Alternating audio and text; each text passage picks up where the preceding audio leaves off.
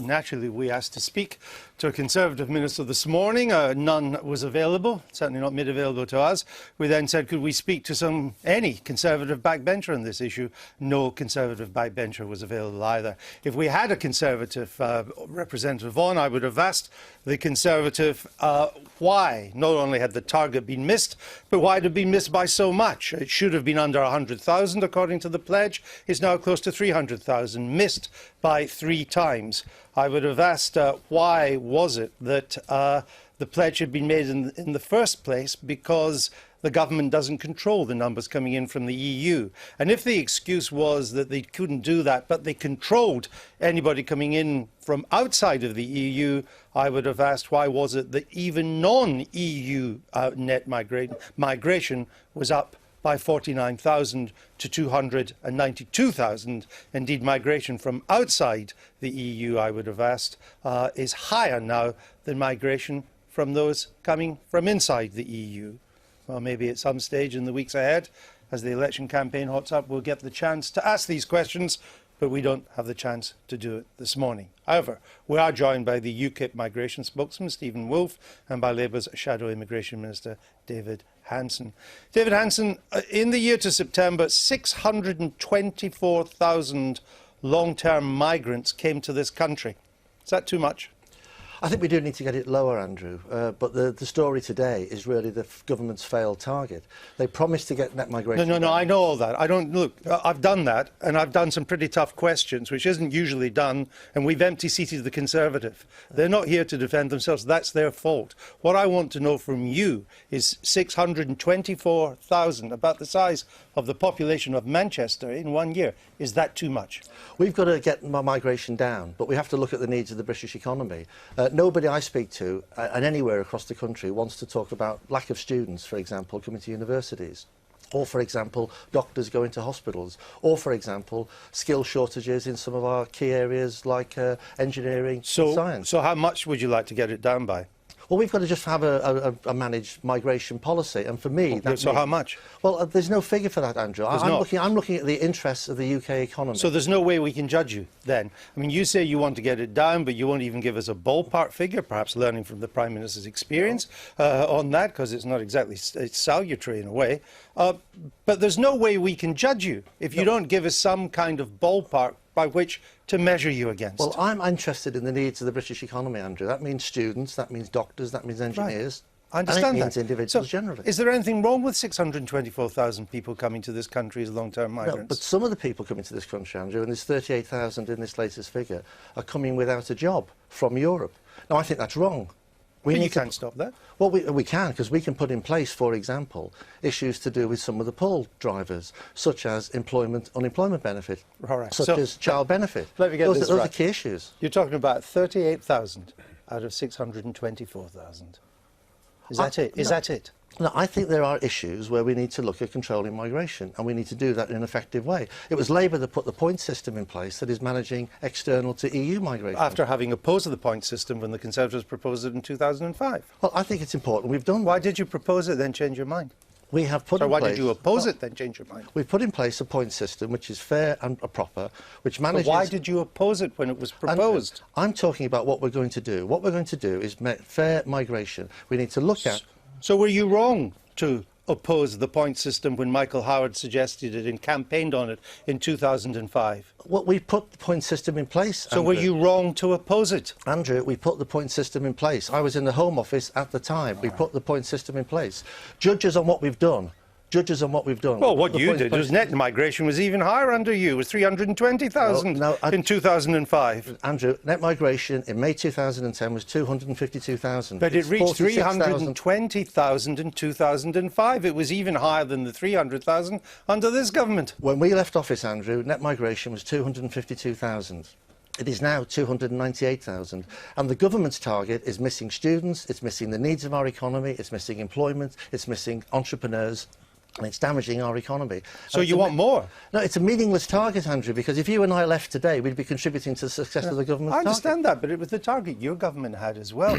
Your government mentioned, I understand there's a strong case for saying it's meaningless in two areas. One, it's a net figure, so it's a difference between two very large figures. That's never a useful statistic. Secondly, it includes things you can't control, by and large, EU migration. And thirdly, it includes students. Indeed. Which may not be the sensible thing to do. But throughout 13 years of Labour government, you had all of these three things as part of your statistics. But I am now, as the immigration shadow for our party, saying we will remove students from the immigration target. We would do that. That's a sensible measure. I've met with university vice-chancellors this week who are saying we're losing fees, losing world influence and losing spending power. That's an interesting proposition. How many would that take out of the 624,000? That would take out around about 80,000 people, as far as I'm aware. Okay, so there would still be about 550,000 coming in. But the key question is, Andrew, what are is the that needs? good or bad? Well, what are the needs of the UK economy and how do we manage that? That's the key issue we need to look at. We need a much more targeted approach to look at the needs of the UK economy. Does UKIP have a target? Yes, we do. What is it? You're quite right. Let's deal with the first point. Is there too many people coming into the country? The answer is yes. Are they not controlled or managed by either the Labour Party or the Conservative Party? The answer is yes.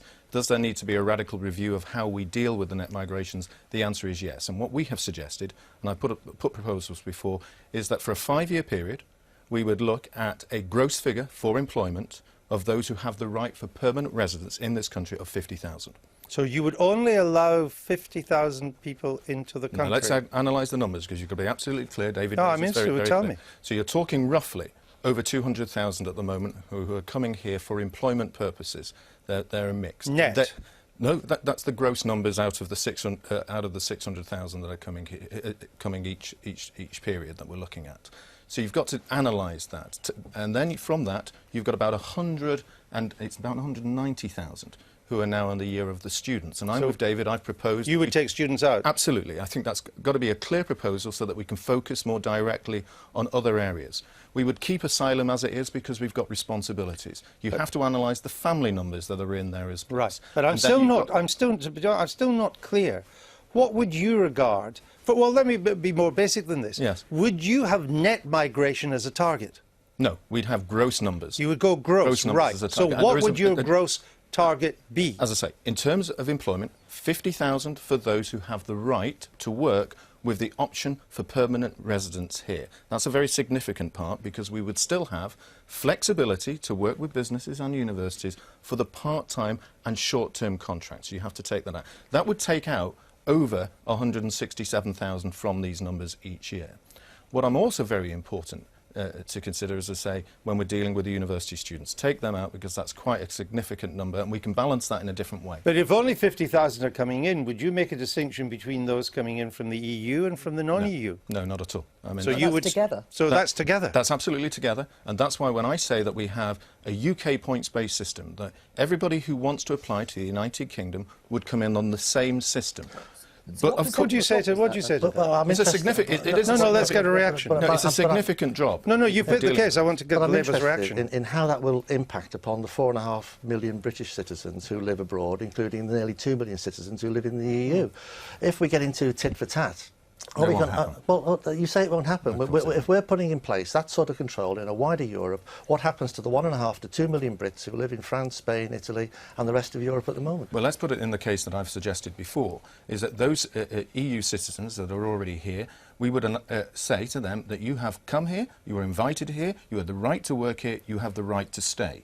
Now, it's up to the other European unions to actually, in my belief, follow the ethical principle of saying you were invited to live there and work there for those 2.5 million, that they should stay as well. Are you sure the British economy could survive if only 50,000 people are allowed to come in? No, I'm talking in terms of those with the permanent rights of residence. That's got to be a very important part of work. And yes, I've been recently communicating UKIP's policy and discussing it with senior business people. Across the country, there are concerns. They say, well, what about the low-skilled workers that come in to fill my distribution centres? I can't get them from Britain. I'm saying, sorry, there are. You have to look at the apprenticeship schemes. You're not working hard enough in terms of that. You have to look at the fact that only... You're kind of pretty much closing our borders, aren't you? No, absolutely not. You're letting a small trickle of people in of which you approve. But we already... But Andrew, what you've got to look at the fact that even David will agree, you're seeing significant numbers of EU migrants now becoming unemployed having come here. You talked about 38,000. That's in the latest figure. Yes, in terms of those figures. So we do have people that have come from other countries that are beginning to swell the unemployment figures. And isn't it responsible, isn't it ethically responsible for governments to look at our unemployed and say, we need to work and match you to the jobs that are out there? But it's and a lot of the jobs, David, a lot of the jobs we're talking about are low-skilled, low-waged, and we've got a huge number of zero-hour contracts. That's why But of course, they're being paid. since you're going to have very tough restrictions on Spaniards, French, Italians, Germans coming to this country, it stands to reason they're going to put very tough restrictions on British people going there, aren't they? Why would they not? And, Andrew, if I may say so... Well, let me get an answer now. Why would they not? Well, you know, they have to consider their own economies. So they could be. No, So we could be restricted in our ability to go to France or Spain or Italy, correct? Let's put it, they could use the modal verb could. I don't think they would to use another modal. Why don't you? You No, don't know. absolutely we don't know, and I think that's the speculation that people make. I think that when There's you look- 400,000 Brits live in Spain at the moment. There's Yes. 173,000 Brits live and work in France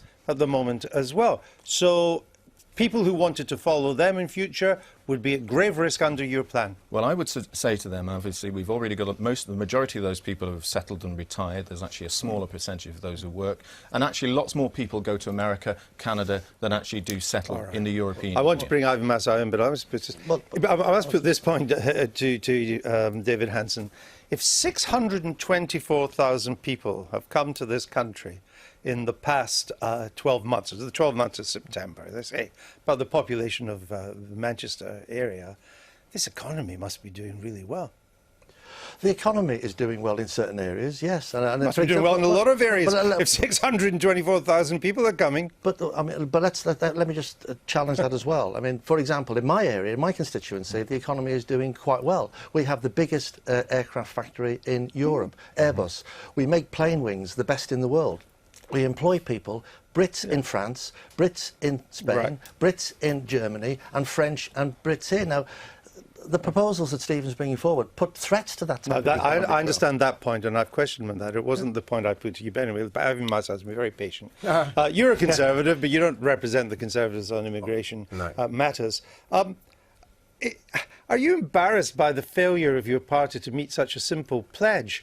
And would it not be a more credible line to take to say, actually, so many people are coming to this country because we're doing such a good job of running the economy? Well, luckily I can speak from a London perspective, and from an immigration in London is a success story. People want to come here. If it was a business, you wouldn't kind of practice this stop the world, I want to get off politics. We're not trying to do that. Immigration provides us with a massive, massive form of revenue. So why did your party want to slash it to under 100,000? I need to keep to my bit, which is London, because one of the things I think is wrong here is there's a potential that the one-size-fits-all rule of immigration in the United Kingdom isn't really working. And I can understand why in Skegness people feel that their culture and their local environment is being changed by immigration and their local primary school, but in London it's not the same. But you can't have one rule for London and one rule for the rest. There's a possibility that you could run an NI system that was location-based, and that within the M25, London, we could encourage immigration, and you could get jobs in London. So immigrants would have a form of internal exile. They would come to London, but they couldn't move outside London. They could work in London. So I'd be very happy as Mayor of London to provide people with jobs in London, because we kind of it's a city of diversity, and we Do you need think them. this pledge to cut to under 100,000 should ever have been made? I don't want to go against my party, but Can I take that as a no? I don't really know where this comes from. But That's a no, isn't it? I can see a lot of benefits in immigrants. But Ivan, you do accept that there is a big distinction between highly skilled workers, that we get a lot of those in London and the city and in service sectors, and also the impact of low wages by large-scale migration. Every report has done so. Only 2 days ago, the UCL report stated exactly that once more. But the vast majority of people coming into this country have got degrees, for instance, 62% of them, rather than 24% of them in the UK. And the value of those, the education they bring in, is something like 49 billion. What about the value of people? David Hansen, I'll give you the final word. Well, I think we need to look at some of the other issues. For example, we're talking about low wages, enforcement of the minimum wage, extending gangmaster legislation, supported actually by the Deputy Mayor of Why London. didn't you think of all that when you were in power and letting 320,000 net in? I think you'll find, Andrew, that we took through the minimum wage in office, opposed by No, the Conservatives. but how many people did you prosecute? A lot more than the Conservatives. How many? How many? There were 3 last year for the Conservatives. There were 7 times that more under Labour. And we 20 in 13 years. But the minimum wage came in 1998, opposed by the Conservative Party. That's not the issue. The key issue for us, Andrew, is giving local councils the power to enforce the minimum wage. All right. And to extend gangmaster legislation. OK, we'll leave it there. Thanks to both of you. Thank you.